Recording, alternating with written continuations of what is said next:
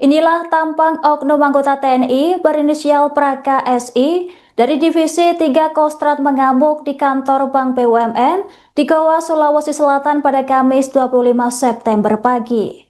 Pelaku datang sekira pukul 9:30 sambil menenteng senjata api laras panjang, mengenakan topi, masker, dan membawa ransel.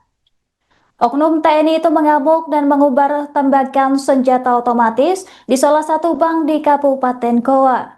Dalam rekaman yang beredar di media sosial, tampak Praka SI tak berdaya saat ditangkap petugas keamanan dan warga di sekitar kantor Bank BUMN tersebut.